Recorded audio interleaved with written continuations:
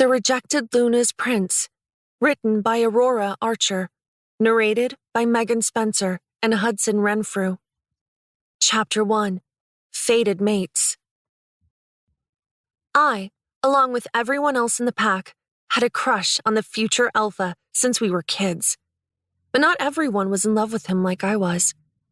Not that we really ever talked besides one time he accidentally bumped into me, or that he noticed me even when I couldn't stop staring at him.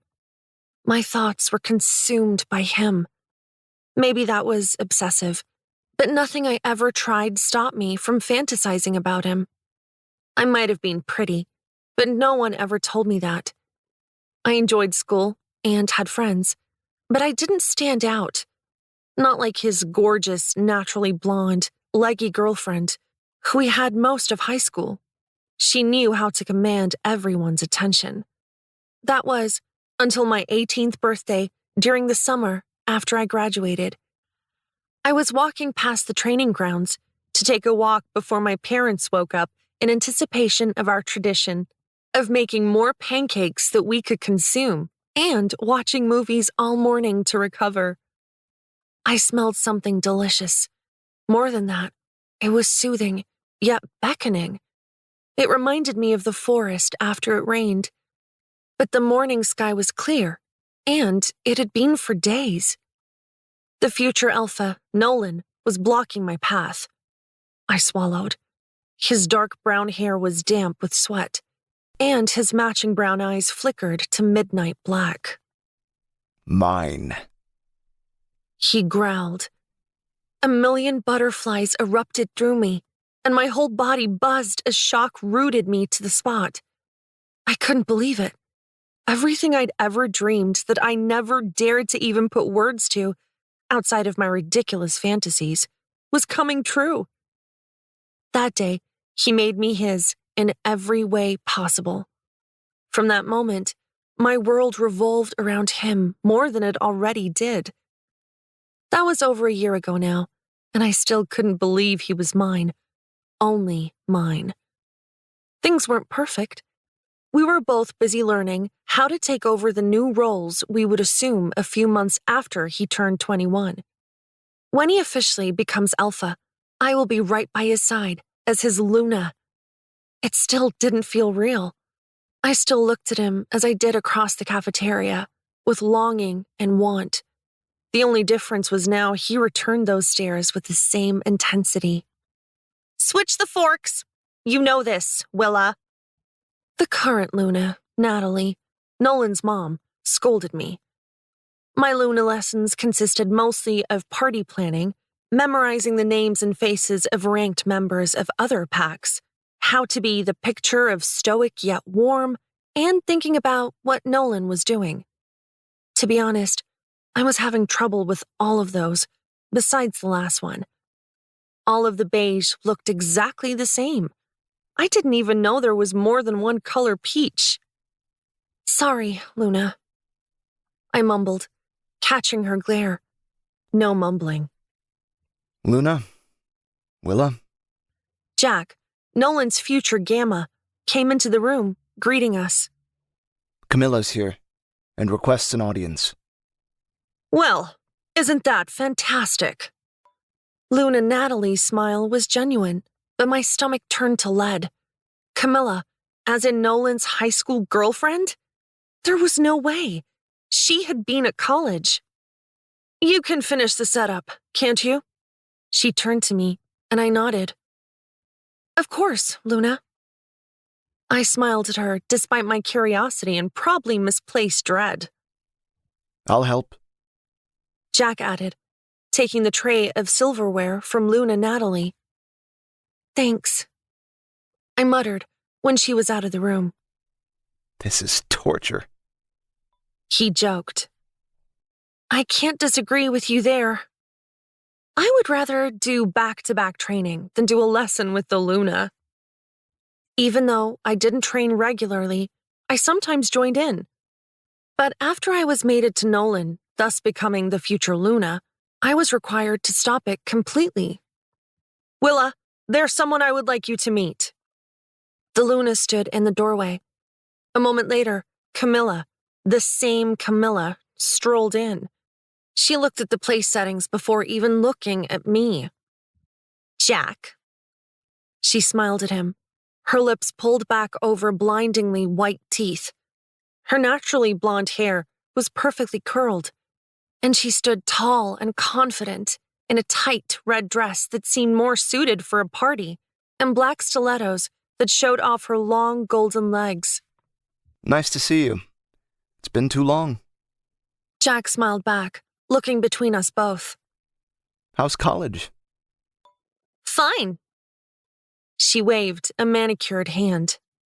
"But Cardin Valley is so dull. There's hardly anything to do there."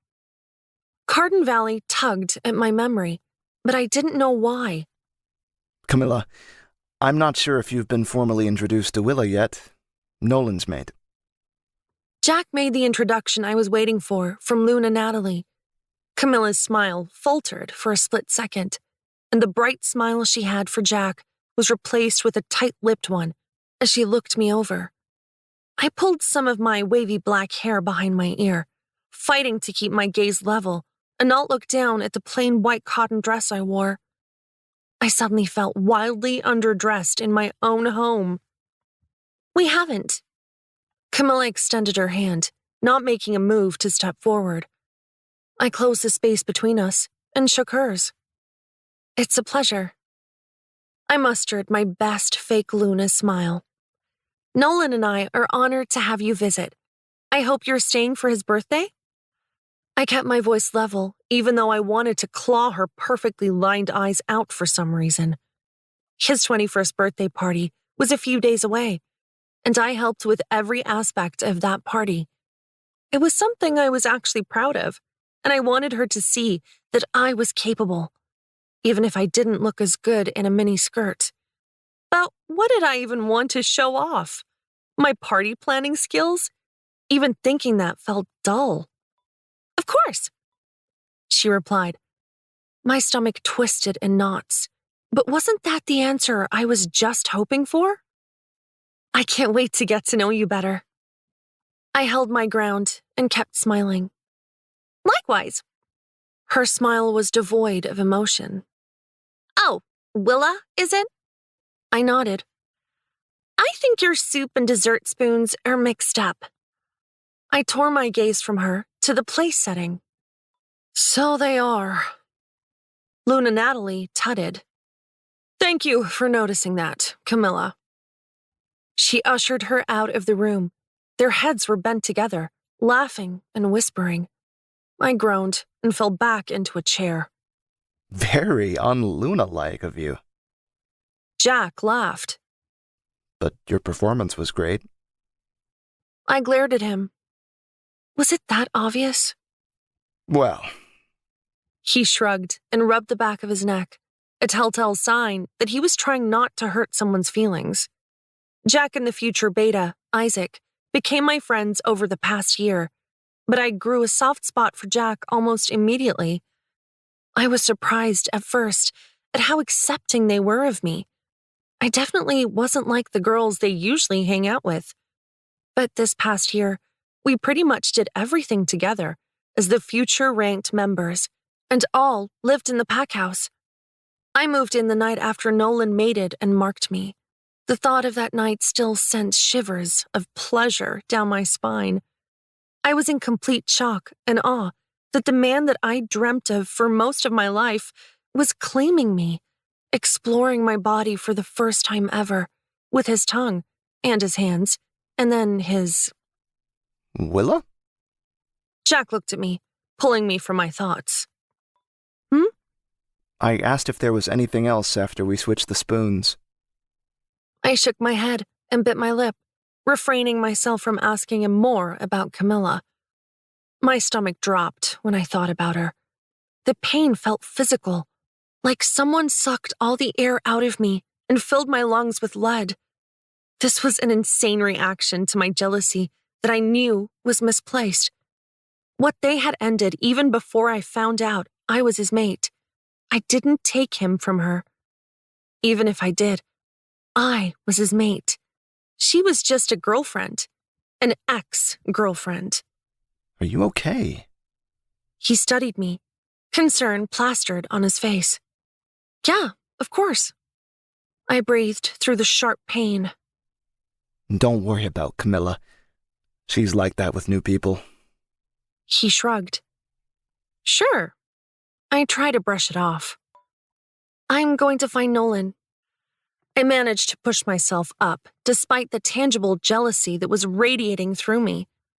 I walked through the hall, hoping to intercept my mate in his dad's office, 𝘱𝘭𝘢's office, before he bounded off to the next thing on his packed schedule. Everything had been a whirlwind between his birthday and us taking over the pack shortly after.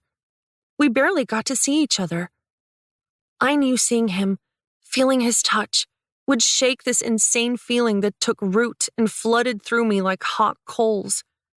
I had just felt this before, but it usually wasn't attached to jealousy. It was attached to stress sometimes, when Nolan went away. I guess that was normal for mates to feel such a visceral reaction to their mate's absence. I finally clicked where I heard of 𝘥𝘪𝘥𝘆 Valley. Nolan had a conference there a month ago, at a park I didn't remember the name of. Or maybe he didn't tell me. I really had to get better at remembering all of these things. I rounded the corner in front of the dark wooden door of his father's office that would soon be his.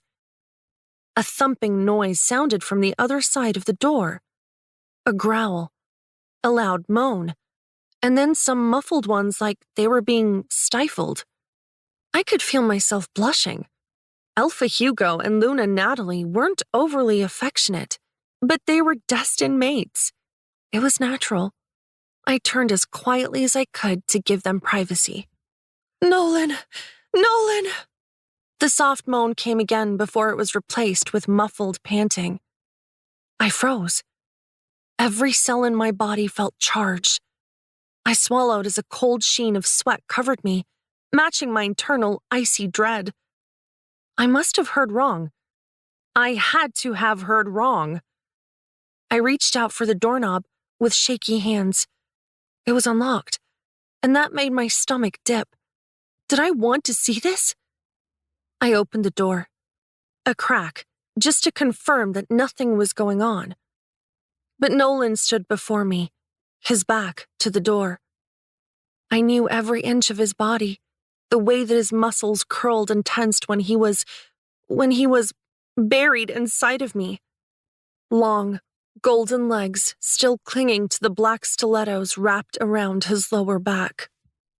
Fuck. He grunted. I knew that meant he was close. He was close to finishing in Camilla.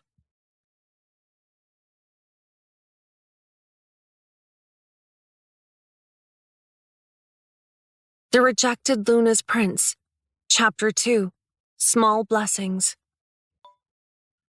I had no clue what to do. I wanted to run and scream, but I couldn't move. Would it be better or worse to catch them in the act? I wanted to hear his explanation of how he could do this to me. I wanted him to feel the guilt to help diminish my anger. I wanted him to feel the regret, to calm my betrayal. I wanted an explanation to wash away the shock and pain. Before I could make up my mind, he turned around to pull up his pants and saw me. They both did. He froze and called my name. She gave me a lazy grin, and I ran. Willa! Damn it! Willa! He chased after me as I slammed the door behind me to our bedroom and dove under the covers. Willa!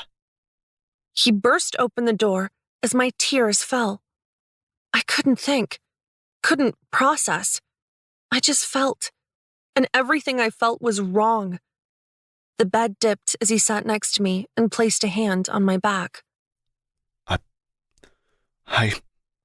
He started. I don't know what to say. I waited for him to go on. As much as I wanted to yell and scream, I wanted him to be the one that was begging for my forgiveness. I needed his explanation to make it okay.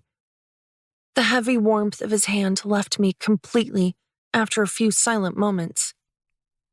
I'll talk to you when you calm down.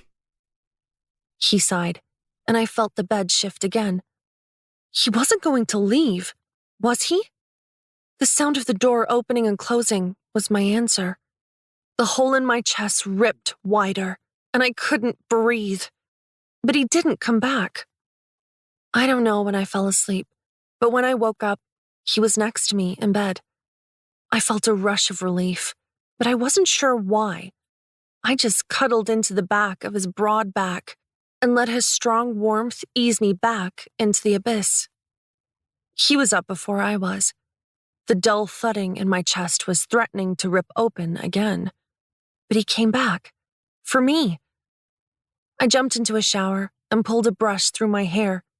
My light green eyes seemed even brighter compared to how red-rimmed they were. I grimaced at my reflection. There was no hiding what I spent all yesterday and last night doing.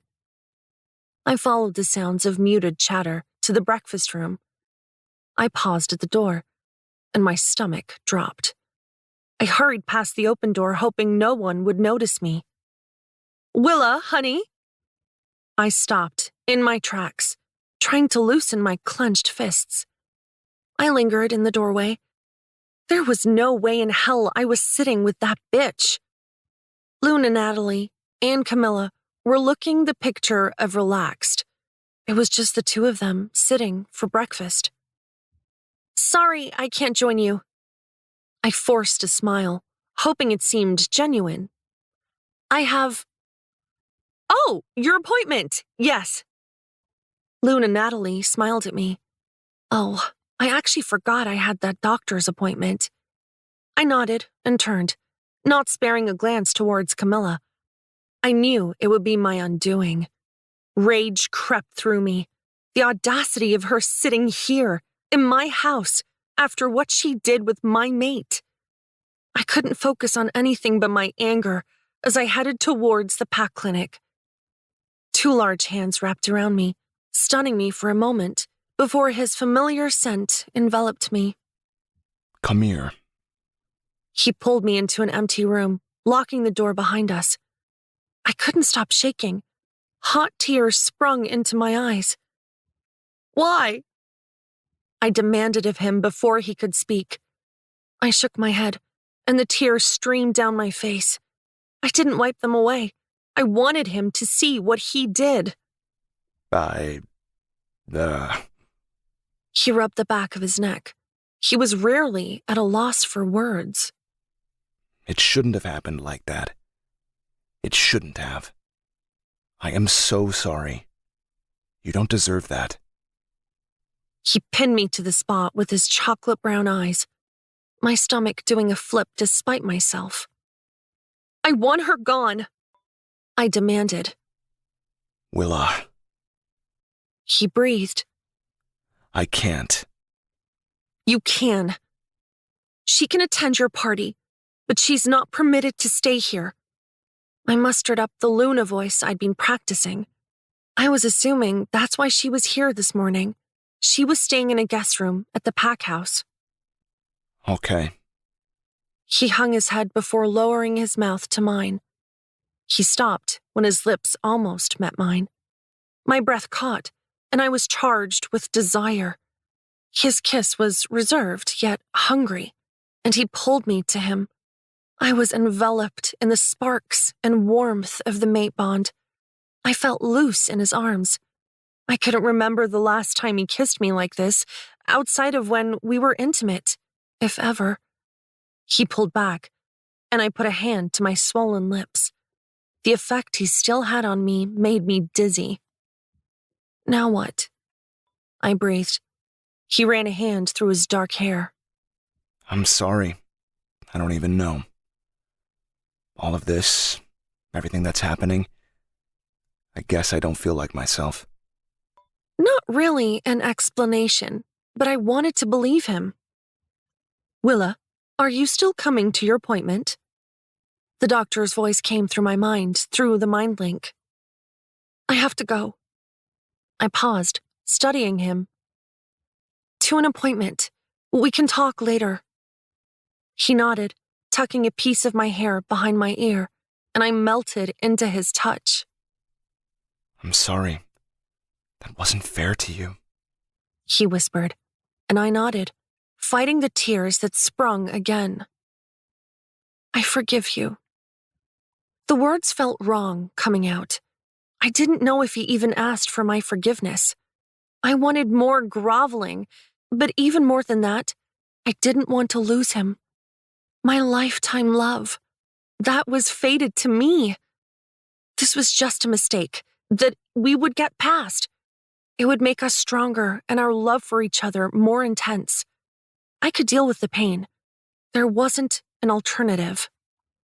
Well, Luna. The middle-aged doctor, who always seemed bubbly and full of energy, sat across her desk. Willa, sorry. She smiled at me. I loved the title. It sent pride through me. To help protect the pack that I loved, that I grew up in alongside the man that I had always loved, but never thought I could have. The title felt binding in a way I didn't realize I needed, until yesterday. It's okay, Dr. Lillian. I smiled at her. I'll have to get used to it soon. Very soon. She nodded, her eyes sparkling before she flipped over my charts, studying them.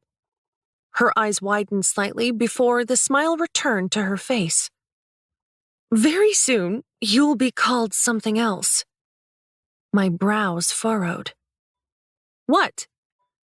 Congratulations, Luna. You're going to be a mother. I was completely frozen in my seat as it sunk in. I looked down at my stomach, letting out a laugh. I wanted this. We wanted this. And it was finally happening. A baby. We were going to have a baby. I rubbed my stomach. There was a baby in there. Tears pricked my eyes for another reason now. Really? I asked. Yes. Her smile widened. Only a few weeks along. I would say about 5 or 6 weeks. That's why it didn't show up yet when you were here last time. It must have happened days before. She mused. I want you to come back next week, and we can do a proper scan. Maybe with Nolan? Okay? I nodded. I couldn't stop my smile, even though it was starting to hurt my cheeks. Thank you. Joy flooded through me. Everything was right again. Better than right. It was perfect. Coming back from the clinic, I clutched the papers confirming my pregnancy close to my heart. I wanted nothing more than to tell him it would be the perfect birthday gift. Even though his birthday was tomorrow, the party was tonight, and I figured it was close enough. Walking into the pack house, the air was completely different from when I left. It felt charged, and people were running around. Omegas with vases and small bites of food rushed around without dropping anything. I didn't understand. Everything was already set up, and decisions were made weeks ago. Luna Natalie almost bumped into me, or maybe I almost bumped into her. Oh! Her eyes were wide seeing me. I shoved the papers into my pocket. We've had a change. I'm glad you're here. That took me by surprise. She seemed to be happy to plan things herself, saying it took her far less time than when I was involved. What can I do? My smile was genuine. I was happy that she needed my help. I've told the Omegas to redo the table settings in the dining hall. They're cleaning it again now, but I need you to oversee them. Make sure that they are doing it correctly. Perfectly. She handed me a clipboard and tapped on the color swatches attached. We're changing everything? I asked, looking down at the swatches that were completely different from what we finalized weeks ago. Yes, the prince is coming. She waved a hand, dismissing me. I held back my laugh. A prince? What do you mean? Have you not been paying attention in your studies, Wilhelmina? Her brown eyes slid to mine. I flinched internally at the use of my full name. I have, and the royal family stopped holding power a century ago. I countered. She sighed, pinching the bridge of her nose as if I was giving her a headache. They don't hold power, really, yes, but he's the leader of our territory. He speaks up for us. They're still powerful, naturally so, and we respect them and the bloodline they come from. She sighed. 𝘪𝘭𝘪𝘵𝘀, the prince, has informed us he will be attending this evening. I've only met him once. Of course, he's invited to all of our pack events, but he either declines or sends someone on his behalf. I nodded, still not understanding. If he didn't hold power over us, why bother with all the changes and, oh goddess, the fancy china that I definitely broke a few pieces of last time. If you have any questions, link me. This has to be perfect. She turned and walked away, her heels clicking on the floor. I sighed, looking over at all the changes. At least I wouldn't have to set out the silverware, and I could just direct it. This would keep my mind away from the memory of Camilla's toned legs wrapped around my mate. Anger flared again. That was in the past, the not-so-distant past, but I would focus on the future. I patted my pocket where I put the confirmation from the doctor and smiled at my flat stomach.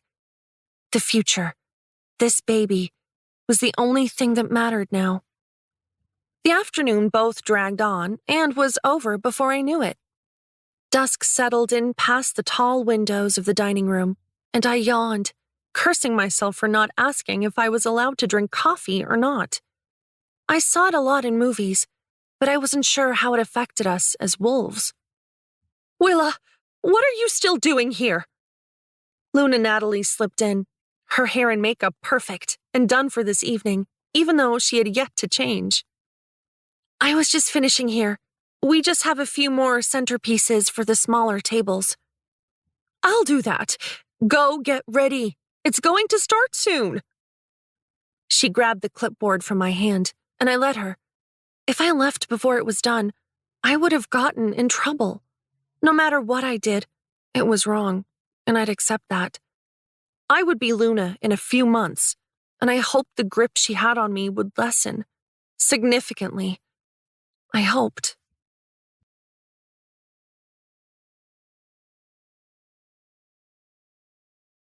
The Rejected Luna's Prince. Chapter 3. Birthday Surprise. After a quick shower, I slipped on the floor-length silver dress that hugged my body perfectly. It was Nolan's favorite color, and something I went back and forth deciding on wearing. I kept a few others from the rack that 𝘠𝘠𝘠 sent me for this event, but I wanted to be seen tonight. The straps were thin, and the back dipped down low. It seemed like it was almost too much, and I struggled with who I was and who I wanted to be. A soft knock came on the door, and my heart thumped. I reached for the black gift box where I put the pregnancy results. May I come in? A voice, even more familiar than Nolan's, came from the other side, and I opened the door for my mother. Oh, Willa. She looked me over. You are stunning. Come in. I smiled at her. I figured you might want some help since Lola is out of town. She offered, motioning for me to sit in front of my vanity. Lola has been my closest friend since we met in middle school, and we've been inseparable since. Her family went on a trip every summer, and as much as I wished she was here for this, I knew how much her family vacations meant to her. She would be back in a few weeks anyway, and I would fill her in with all of my news. I smiled down at my stomach. But Nolan would be the one I told first, even before my mom, though I wanted to scream it with each passing second. Thank you. I sat down as my mom went to work on my hair while I tried to stay still and line my eyes and apply some shimmering eyeshadow that matched my dress. I could never do it as well as Lola could, but tonight was about Nolan anyway. I doubted anyone would be looking at my eyeshadow. There. My mom brushed out the curls she did. My hair had a slight wave to it naturally, but the soft curls added something to my look. One last thing. She opened up a velvet box she held. I know you said this was about Nolan tonight, but you're so close to becoming the Luna. Your dad and I are so proud of you.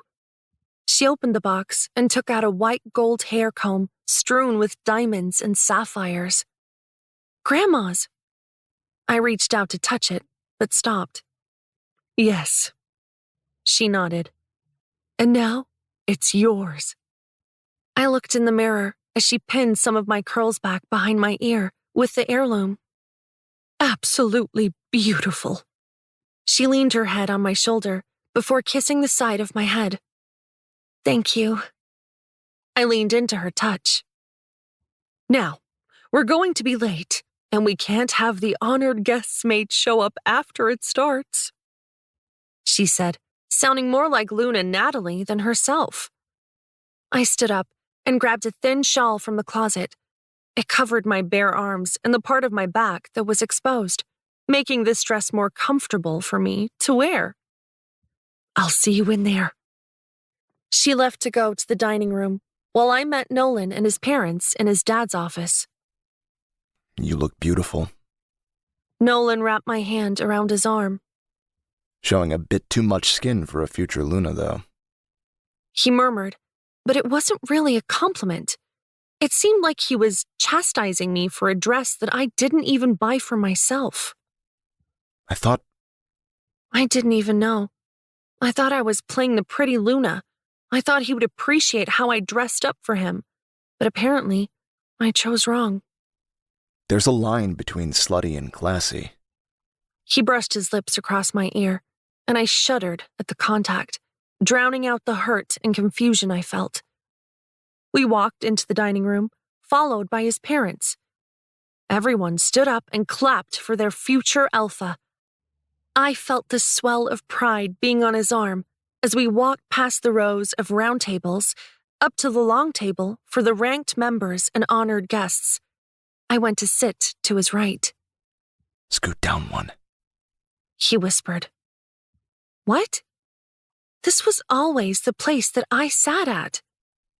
The prince is coming. He pulled the chair out, and I stood, moving one down. I reached for the glass of champagne, but pulled back, reminding myself that a baby was in me. Our baby. Speeches were made, and still, the space between us was empty, but he didn't ask me to move back down next to him. I was lost in thought as everyone rose.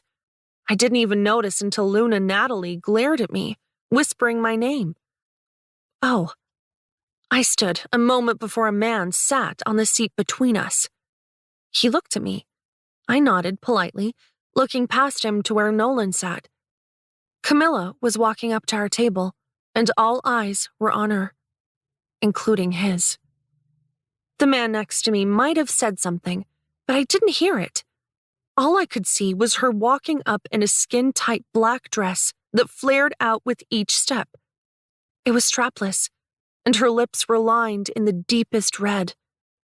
She addressed the man next to me before smiling at me, her teeth pulling back over her blinding white teeth.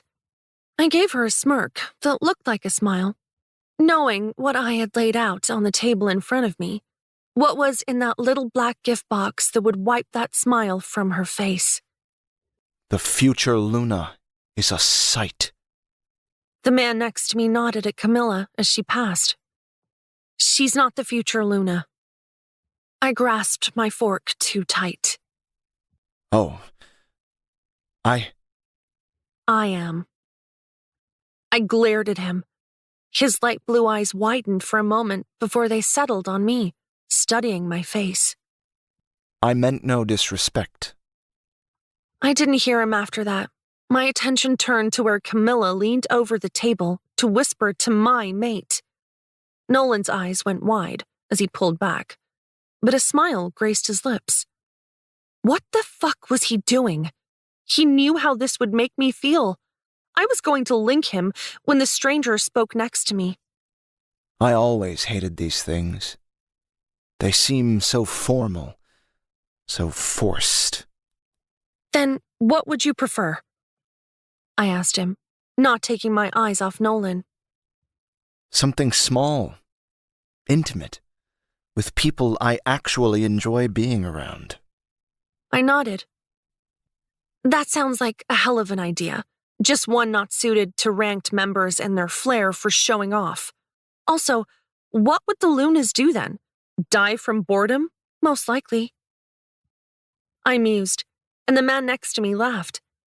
It boomed, and it caught Nolan's attention along with his mother and father. I stared at them all with a smile on my face.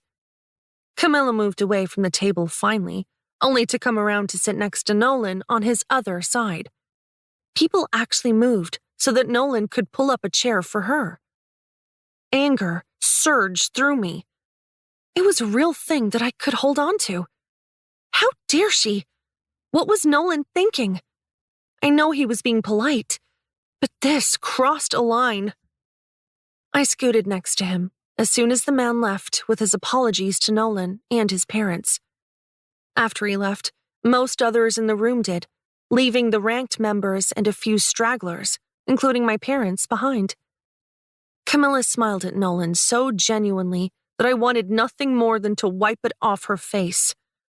I knew that I should share this with him out of joy, but this was too perfect of an opportunity to pass up. My spite and joy were keeping the same company this evening. Your gift. I slid it to him, smiling. I wanted to give it to you earlier, but... I shrugged, chewing on my bottom lip. He looked at me, curiosity evident on his face, as he opened the box and pulled out the paper. My stomach filled with butterflies as he read it. I couldn't wait for his reaction. This is something we both wanted, but it hadn't happened until now. It felt like perfect timing. The moon goddess blessed us with a baby months before we would take over the pack, ensuring the alpha's line. Willa? He looked at me. Hurt flashed in his eyes momentarily before he locked his jaw. I wish we could have done this privately. My stomach clenched. Did it matter? No one else knew. He didn't even announce it. I, Nolan Hemming, future alpha of the Blue Ridge Pack, reject you, Willa. Wilhelmina Balfour, as my mate and future Luna. I didn't understand his words, but my body did. Pain rippled through me as I felt our bond start to snap. I couldn't breathe. Fire sparked through me, replacing my blood. I swear this was the end. I would die from this. My vision blurred before going black. Angry shouts and warm, familiar hands lifted me up. My eyes blinked open as I was carried away from the table. The last thing I saw before I drifted back into agonizing darkness was Camilla comforting my mate through his pain.